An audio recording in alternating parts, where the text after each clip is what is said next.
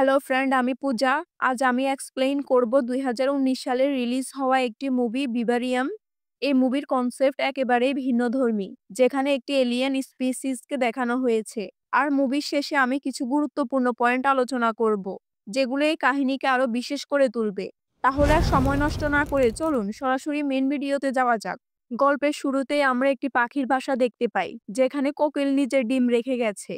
পাখিটি কোকিলের বাচ্চাটিকে নিজের মনে করে খাওয়াতে থাকে আর সময় পেরিয়ে যায়। যখন কোকিলের বাচ্চাটি পাখির চেয়েও বড় হয়ে যায়, তখন সে পাখিটিকে ক্ষমতা কাটিয়ে আঘাত করে। এরপরে আমরা গল্পের প্রধান চরিত্র জেমাকে দেখতে পাই, যিনি একটি স্কুলের শিক্ষিকা। তিনি বাচ্চাদের নাচ শেখান, তাদের যত্ন নেন এবং ছুটির পর বাইরে চলে আসেন। তখনই একটি ছোট্ট মেয়ে একটি গাছের কাছে দাঁড়িয়ে কোকিলের বাচ্চাটিকে দেখতে থাকে। জেমা এসে তাকে বোঝান যে কোকিল সবসময় এমনটাই করে, তারা নিজেদের বাসা তৈরি করে না, বরং তারা পাখির বাসায় গিয়ে ডিম পাড়ে। আর যখন কোকিলের বাচ্চা বড় হয়, তখন সমস্ত খাবার নিজে খাওয়ার জন্য পাখির বাচ্চাদের ঠেলে দেয়। মেয়েটি বলে যে এটি খুব খারাপ কাজ। জেমা বলেন, বাট এটাই তো জীবন, আর জীবন এভাবেই চলে। এরপর আমরা তার প্রেমিক টমকে দেখতে পাই। দুজনেই কোকিলের বাচ্চাটিকে দেখে খুব দুঃখ পায়। তারপর টম মাটিতে একটি ছোট্ট গর্ত করে কোকিলের বাচ্চাটিকে সেখানে কবর দিয়ে তার আত্মার শান্তির জন্য প্রার্থনা করে। টম পেশায় একজন ইলেকট্রিশিয়ান ছিল। সে তার সমস্ত জিনিস গাড়িতে তুলে নিয়ে রওনা হয়। দুজনেরই একটি বাড়ি দরকার ছিল, আর তারা খবরের কাগজে জানতে পারে যে জান্ডার নামের একটা সোসাইটি আছে, যেখানে অনেক ভিলা খুব কম দামে পাওয়া যাচ্ছে। তারা সেই সোসাইটির প্রধান কার্যালয়ে পৌঁছায়। সেখানে মার্টিন নামের একজন ব্যক্তি তাদের স্বাগত জানায় এবং বলে যে পুরো নিউ ইয়র্ক সিটিতে সবচেয়ে সস্তা বাড়ি তাদের কোম্পানি সরবরাহ করে। এখানে আপনারা সেরা বাড়ি, ভালো পরিবেশ এবং খুব পরিষ্কার রাস্তা পাবেন। তিনি জিজ্ঞাসা করেন, আপনারা কি আপনাদের পছন্দের বাড়িটি দেখতে প্রস্তুত? টম বলে, আসলে আমাদের কাছে এত টাকা নেই, আর আমরা এখন ঋণও নিতে পারবো না, তাই পরের বার দেখব। কিন্তু জেমা বলে, একবার দেখতে তো দোষ নেই। এরপর মার্টিন তার গাড়ির সামনে সামনে যায়, আর তারা দুজন গাড়িতে করে জান্ডার প্রপার্টিতে পৌঁছায়। মার্টিন তাদের বাড়িটি দেখায়, যা দেখতে খুবই সুন্দর ছিল। সেখানে সবকিছুই ছিল, এমনকি অতিথিদের জন্য ফ্রিজে একটি ওয়াইন এবং কিছু স্ট্রবেরি রাখা ছিল। তিনি ধীরে ধীরে বাড়ির প্রতিটি ঘর দেখান এবং বলেন যে এখানকার বিছানা এবং সোফা খুব ভালো মানের। তিনি জিজ্ঞাসা করেন, আপনারা এই বাড়িটি দেখে কেমন অনুভব করছেন? আপনারা কি এটি কেনার জন্য তাড়াতাড়ি মন স্থির করবেন? কথার ফাঁকে টম এবং জেমা বাড়ির বাগানে ঘুরতে যায়, কিন্তু মার্টিন হঠাৎ করে অদৃশ্য হয়ে যায়। কিছুক্ষণ খোঁজার পর তারা দেখতে পায় যে সে সেখানে নেই। তারা তার জন্য কিছুক্ষণ অপেক্ষা করে, কিন্তু অনেক সময় পেরিয়ে যাওয়ায় তারা সেখান থেকে চলে যাওয়ার সিদ্ধান্ত নেয়। তারা তাদের গাড়িতে করে সেখান থেকে রওনা হয়, কিন্তু কিছুক্ষণ পর তাদের গাড়িটি সেই ৯ নম্বর বাড়ির সামনে এসে থেমে যায়। জেমা ভাবে যে হয়তো সে ভুলে মোড় নিয়েছে, তাই সে আবার চেষ্টা করে। সে আবার গাড়ি চালু করে। সে একই রঙের একই ডিজাইনের বাড়িগুলো তার সামনে আসে। রাস্তাটাও প্রায় একই রকম ছিল। কিছুক্ষণ পর সে একই জায়গায় ফিরে আসে। তখন টম বলে, এবার আমি গাড়ি চালাবো। এরপর সে গাড়ি চালানো শুরু করে। সকাল থেকে সন্ধ্যা হয়, আর এখন গাড়ির পেট্রোলও শেষ হয়ে যায়। তারা দুজনেই চিন্তিত হয়ে পড়ে যে কেন তারা বারবার সে একই জায়গায় ফিরে আসছে। এই সবকিছুই তাদের কাছে অস্বাভাবিক লাগছিল। যেহেতু তাদের গাড়ি আবার ৯ নম্বর বাড়িতে এসে থেমেছিল, তাই তারা সেই রাতেই ওই বাড়িতে থাকার কথা ভাবে। যেহেতু মার্টিন তাদের বলেছিল যে ফ্রিজে কিছু খাওয়ার জিনিস আছে, তাই টম সেগুলো বের করে খেতে থাকে। কিন্তু স্ট্রবেরির কোনো স্বাদ ছিল না, এবং হোয়াইনও পান করার অযোগ্য ছিল। মনে হচ্ছিল যেন এগুলো খাওয়ার জিনিস, কিন্তু সবই নকল। রাতে সেখানে ঘুমিয়ে পড়ার পর পরের দিন সকালে তারা যখন বাড়ি এবং আশেপাশের এলাকা ঘুরে দেখে, তখন তারা বুঝতে পারে যে ছাদ থেকে পুরো আকাশ একই রকম দেখাচ্ছে এবং সব বাড়ি একই রকম। তাই তারা সিদ্ধান্ত নেয় যে যেহেতু তারা বারবার একই জায়গায় ফিরে আসছে, তাই তারা একটি নির্দিষ্ট দিকেই চলতে থাকবে। তারা সকালে একটি চেয়ার নিয়ে এক বাড়ি থেকে অন্য বাড়ির দেয়াল টপকে শুধু একটি দিকেই এগোতে থাকে। সকাল থেকে সন্ধ্যা হয়ে যায়, তখন তারা দূর থেকে দেখতে পায় যে একটি বাড়িতে আলো জ্বলছে। তারা ভাবে যে হয়তো সেখানে গেলে তারা সাহায্য পাবে। কিন্তু তারা যখন সেই বাড়ির সামনে পৌঁছায়, তখন তারা জানতে পারে যে এটি আবার ৯ নম্বর বাড়ি। এই বিষয়টি তাদের দুজনকে খুব বিরক্ত করে এবং তারা রাগে ফেটে পড়ে। তারা ভাবতে থাকে যে এখন কি করবে। তখনই তারা বাড়ির কাছে একটি বাক্স দেখতে পায়, যার ভিতরে কিছু খাবার এবং নিত্য প্রয়োজনীয় জিনিসপত্র ছিল, যেমন টুথব্রাশ, টুথপেস্ট, শেভিং ফোম ইত্যাদি। কিন্তু টমের তখন খুব রাগ হচ্ছিল, তাই সে কার্ডবোর্ডের টুকরোটি জ্বালিয়ে বাড়িতে আগুন লাগিয়ে দেয়। তারা দুজন চলন্ত বাড়িটি দেখে এবং ভাবে যে যদি এই বাড়িটি না থাকে, তাহলে তারা আর কোথায় ফিরে আসবে। এই ভাবতে ভাবতে তারা ঘুমিয়ে পড়ে। কিন্তু যখন সকালে তাদের ঘুম ভাঙে, তখন তারা দেখতে পায় যে তাদের সামনে আবার একটি বাক্স রাখা আছে। সেই বাক্সটি খুললে তারা একটি ছোট্ট ছেলে পায়, যার সাথে একটা চিঠিও ছিল। চিঠিতে লেখা ছিল, যদি মুক্ত হতে চাও তাহলে এই বাচ্চাটিকে বড় করো। তাহলে তোমরা এখান থেকে বেরিয়ে যেতে পারবে। যখন তারা সামনে তাকায় তখন তারা অবাক হয়ে যায়, কারণ যে বাড়িটিতে তারা রাতে আগুন লাগিয়েছিল সেটি একেবারে নতুন হয়ে গেছে। এরপরে সময় দ্রুত এগিয়ে যায় এবং বাচ্চাটিও প্রায় 8 বছরের হয়ে যায়। কিন্তু সে তার বাবা-মাকে মধ্যমা মিডল ফিঙ্গার দেখায় এবং তাদের মতো অভিনয় করতে থাকে। সে জেমাকে বলে, "জেমা, আমাকে বিরক্ত করো না। আমরা একদিন এখান থেকে বেরিয়ে যাব।" জেমা এখানে দেখতে পায় যেটি ৯৮তম দিন। অর্থাৎ ৯৮ দিন পেরিয়ে গেছে এবং এই ছেলেটি স্বাভাবিক সময়ের চেয়ে দ্রুত বড় হচ্ছিল। অর্থাৎ ৩ মাসের মধ্যে সে প্রায় ৮ বছরের হয়ে গিয়েছিল। এছাড়াও এই ছেলেটির একটি খারাপ অভ্যাসও ছিল। যখনই তাকে সকালের নাস্তার জন্য বসানো হতো আর যতক্ষণ না খাবার তার সামনে আনা হতো ততক্ষণ সে চিৎকার করতেই থাকতো। এই ছেলেটি এতটাই দুষ্টু ছিল যে সে তাদের সাথে অভিনয় করত। যখন তারা একে অপরের সাথে ঝগড়া করত তখন সে তাদের নকল করত। এই সবকিছু থেকে টম এবং জেবা দুজনেই খুব বিরক্ত ছিল। প্রতিদিন সকালে তাদের সামনে যে বাক্সটি আসতো সেটি কে রেখে যেত। এবার তারা দুজনেই সিদ্ধান্ত নেয় যে তারা এই বাক্সটি ভেতরে নেবে না এবং সারাদিন অপেক্ষা করবে যে কে এই ময়লা নিয়ে যেতে আসে এবং নতুন বাক্স রেখে যায়। কিন্তু সারাদিন অপেক্ষা করার পরেও কেউ আসে না। তখন জেমা বাড়ির ভিতরে চলে যায় আর টম বাইরে বসে ধূমপান করতে থাকে। ভুলবশত যখন সে তার সিগারেট ঘাসের ওপর ফেলে দেয় তখন সেখানকার ঘাস পুড়ে যায় এবং নিচে মাটি দেখা যায়। তখন সে মাটি খুঁড়তে শুরু করে, কিন্তু এই মাটি বেশ অদ্ভুত ছিল, কারণ এর ভেতরে রাবার বের হচ্ছিল। টম ভাবে যে যদি এই মাটি খুঁড়ে তারা মাটির নিচ দিয়ে এগিয়ে যায় তাহলে হয়তো আর কখনো ৯ নম্বর বাড়িতে ফিরে আসবে না। কিন্তু জেমা এই কথা রাজি হয় না এবং বলে, যদি তোমার খোঁড়ার ইচ্ছা থাকে তাহলে তুমি খোঁড়ো, আমার তাতে কিছু আসে যায় না। আমাদের এই বাচ্চাটিকে বড় করতেই হবে, আর যতক্ষণ না সে বড় হয় ততক্ষণ সে আমাদের রক্ত চুষতে থাকবে।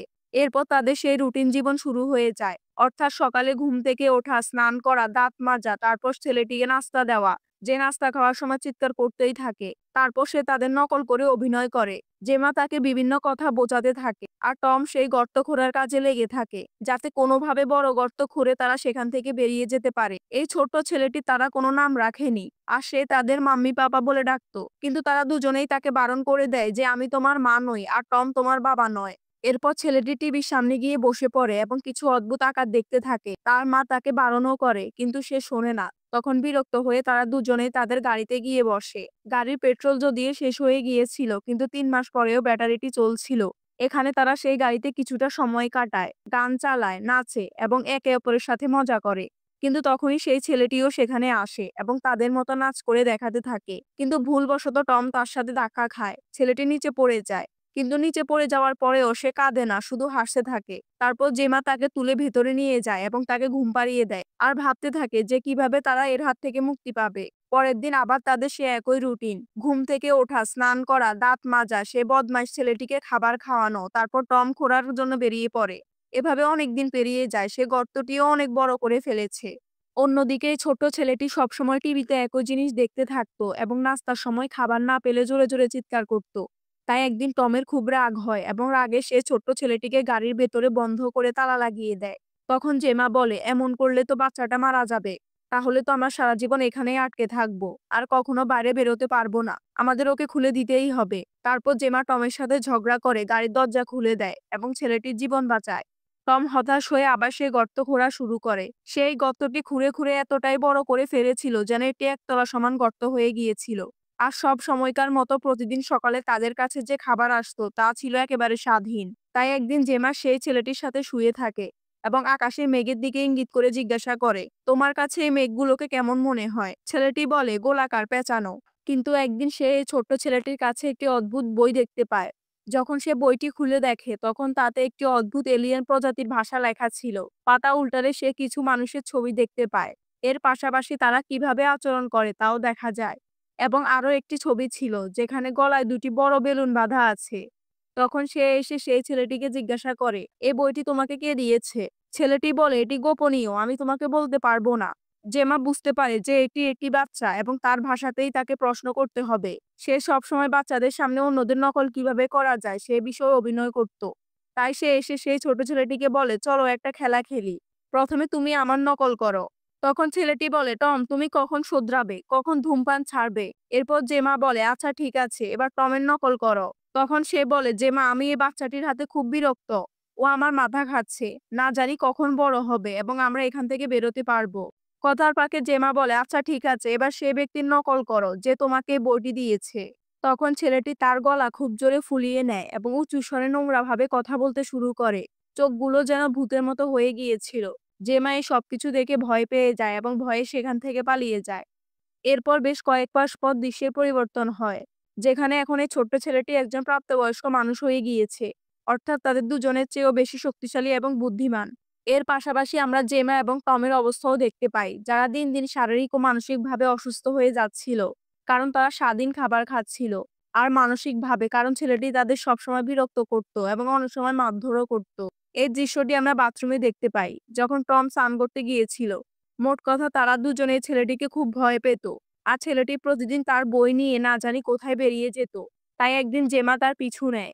যেহেতু এই ছেলেটি এখানকার সমস্ত গলি, সমস্ত রাস্তা এবং প্রতিটি বাড়ি সম্পর্কে জানতো, তাই সে অনেকগুলো বাড়ি পার করে এগিয়ে যেতে থাকে। কিন্তু জেমা যখন পরের গলিতে যায়, তখন সে আর কাউকে দেখতে পায় না এবং ক্লান্ত হয়ে আবার ৯ নম্বর বাড়িতে ফিরে আসে। এরপর বেশ কয়েক মাস পেরিয়ে গেছে এবং টমও অনেক ঘোরাঘুরি করেছে। কিন্তু এত নিচে আসার পর সে পুরোপুরি ক্লান্ত হয়ে পড়েছিল। কিন্তু তখনই সে মাটিতে একটি মৃতদেহ দেখতে পায়। সেও পড়ে আসে এবং জেমাকে বলে যে নিচে একটি লাশ আছে। এত বেশি অসুস্থ হয় তার খুব তৃষ্ণা পায়, তাই সে জেমার কাছে জল চায়।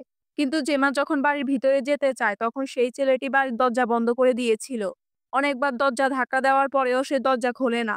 এভাবে কয়েক ঘন্টা কেটে যায় এবং এখন টমের মৃত্যু হয়ে যায়। এতে জেমা খুব কাঁদে। তখনই সেই ছেলেটি এসে তাকে একটি প্লাস্টিকের ব্যাগ দেয় এবং বলে টমকে এই গর্তে কবর দাও। আর দুর্ভাগ্যবশত জেমাকে অনিচ্ছা সত্ত্বেও এমনটি করতে হয়। প্রথমে সে গাড়িতে বসে অনেক ভাবতে থাকে যে কি করা উচিত।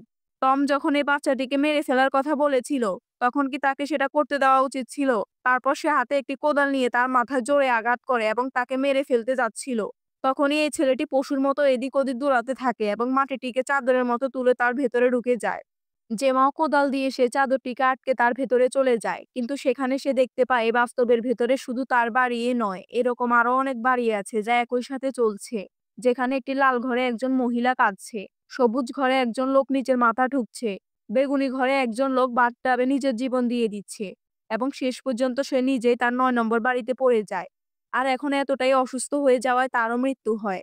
এরপর এই ছেলেটি সে বাড়ির ভেতরে তাদের দুজনের থাকা সমস্ত প্রমাণ মুছে ফেলে এবং জেমাকেও একটি প্লাস্টিকের ব্যাগে ভরে সে গর্তের ভিতরে ফেলে দেয়। তারপর সে গর্তটি ভরে দেয়। সেখানে আমরা দেখতে পাই যে ঘাস স্বয়ংক্রিয়ভাবে বেড়ে উঠেছে। এরপর সে তাদের গাড়ি নিয়ে এসে জান্ডার প্রপার্টি থেকে বেরিয়ে শহরে পৌঁছে যায়। এখানে আমরা মার্টিনকে দেখতে পাই। মার্টিন তখন বেশ বৃদ্ধ হয়ে গেছে। এরপরে এই ছেলেটি তার নেম প্লেটটি নিজের ওপর লাগিয়ে তাকে একটি প্লাস্টিকের ব্যাগে ভাঁজ করে একটি ডয়ারে রেখে দেয়। সেখানে আমরা দেখতে পাই যে আগে থেকে ৭-৮টি ডয়ার উপস্থিত আছে। আর এখন সে এখানে এই প্রপার্টিগুলো বিক্রি করার জন্য বসেছে। তখনই আরো একটি নতুন দম্পতি আসে এবং এখন এই প্রক্রিয়া আবারও শুরু হয়ে যাবে। এখানেই এই ছবিটি শেষ হয়। এবার আমি এই ছবিটি সম্পর্কিত কিছু গুরুত্বপূর্ণ বিষয় নিয়ে কথা বলবো। যেভাবে ছেলেটি অদ্ভুতভাবে কথা বলতো এবং অন্যদের নকল করত, ঠিক তেমনই আচরণ মার্টিনেরও ছিল। যখন এই দুজন তার কাছে বাড়ি দেখতে এসেছিল, তখন সেও তাদের কথাগুলো পুনরাবৃত্তি করেছিল, কিছু অপ্রাসঙ্গিক এবং অর্থহীন উত্তর দিয়েছিল। আর দ্বিতীয় কথা, এই মানুষগুলো সাধারণ মানুষ ছিল না, তারা ছিল এলিয়েন, যারা পৃথিবীতে এসে মানুষকে বিশ্লেষণ করার জন্য কিছু পরীক্ষা করছিল। এই কারণে তারা জান্ডার সোসাইটি তৈরি করেছিল, যেখানে তারা নিজেদের এলিয়েন বাচ্চাদের এই মানুষদের দ্বারা বড় করত।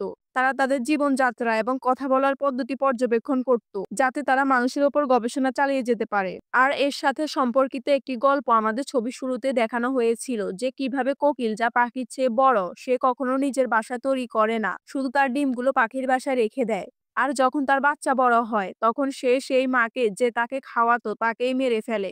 এই ছবিতেও একই জিনিস দেখানো হয়েছে, যে কিভাবে এলিয়েনরা তাদের বাচ্চাদের প্রথমে বড় করিয়েছে, আর যখন বড় হয়ে গেছে তখন সে তার নিজের বাবা মাকে মেরে ফেলেছে। আর এর সাথে এই ছবিটি এখানেই শেষ হয়। আমি আশা করি যে এই ভিডিও এবং ব্যাখ্যা আপনাদের খুব ভালো লেগেছে। আর যদি ভালো লেগে থাকে তাহলে দয়া করে এই ভিডিওটিতে লাইক, কমেন্ট এবং শেয়ার করুন, কারণ এই ধরনের ভিডিও তৈরি করতে অনেক পরিশ্রম লাগে।